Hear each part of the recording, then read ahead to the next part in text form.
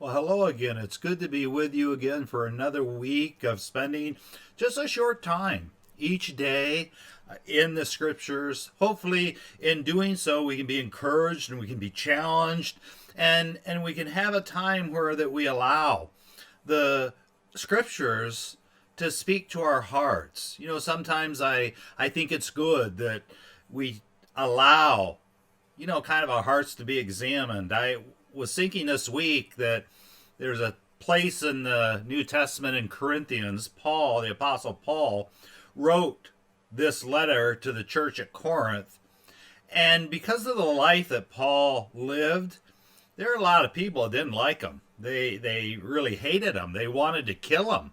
And so they were always attacking him in different ways. And in chapter 4 of First Corinthians, Paul, if he had a camera, you might say, he takes a picture and he gives us 4 pictures of what he considers a minister to be.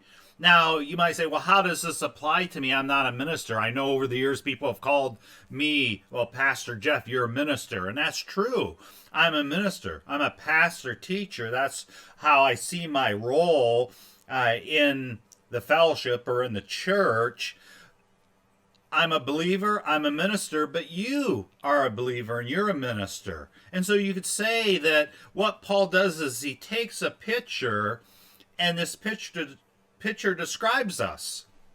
And it gives us some characteristics as to what our life should be as believers. And so if you have your Bibles, let's jump right into it. Let's jump to 1 Corinthians chapter 4. And in our time together this week, we're going to look at these 4 pictures, probably one a day. Let's go. Paul says in 1 Corinthians 4:1, let a man so consider us as servants of Christ. Paul, isn't that interesting? Paul could have said, I'm a great preacher. Let man consider me a great preacher.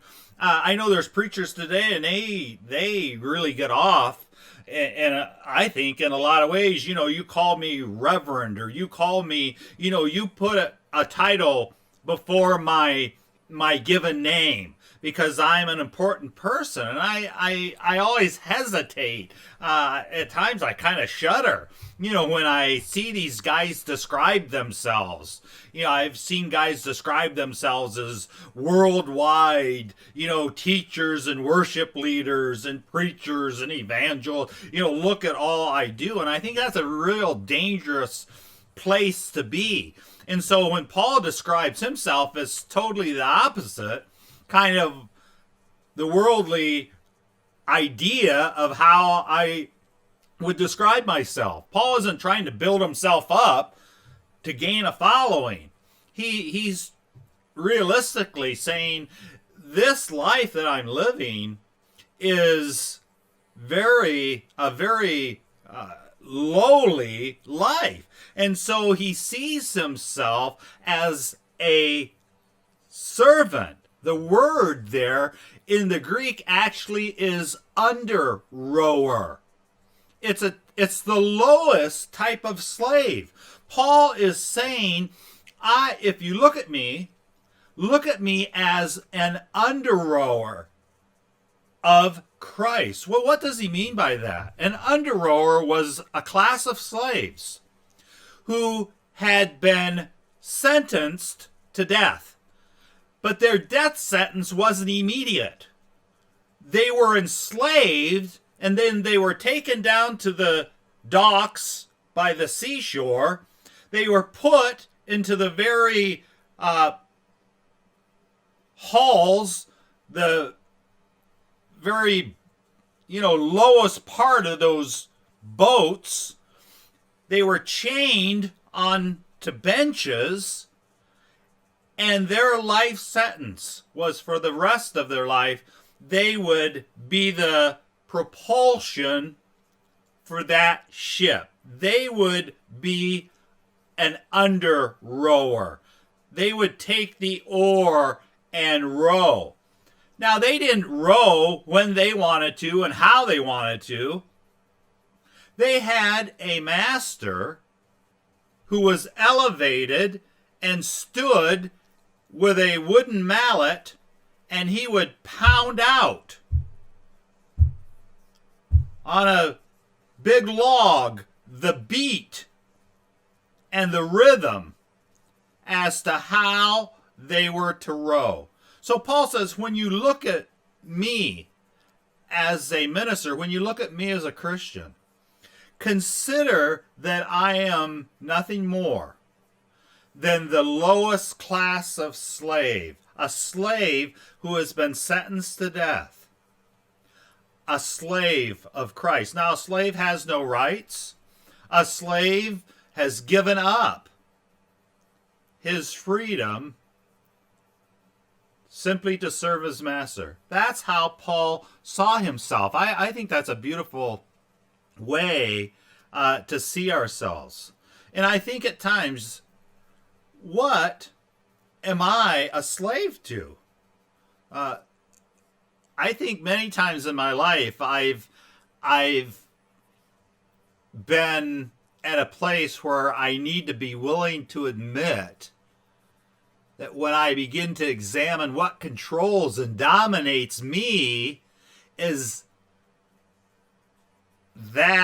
what I am a slave to. You know, where do I spend most of my time? What do I think about the most? What dominates my life? Hopefully it's Christ. I think we have to every day make a decision. You know, in what I'm doing, how can the focus of that and the priority of that be Christ? If I'm doing just to make a lot of money, then I'm a slave to money. If I'm doing just to be entertained and have a lot of fun, then I'm a slave to entertainment and I'm a slave to having fun. I think all of us have been a slave to probably many things throughout our life. Hopefully, you're not a slave to some substance today.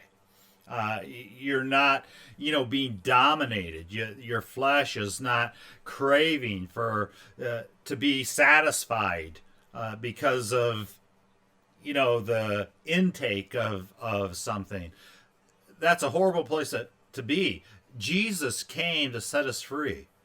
And when we are set free, then we must choose, as that bondservant in Exodus chooses. Lord, you've set me free, but I love you so much as my master. Take me to the doorpost of the home. Put that all through my ear, and I willingly choose to serve you the rest of our lives. Guys, we are slaves. We want to be slaves of Christ today. This week, can you think of how can I serve Christ where I'm at right now? Jesus, I want you to be the priority. I want you to be what dominates my life today. God bless you. We love you. Take joy in being a slave of Christ today.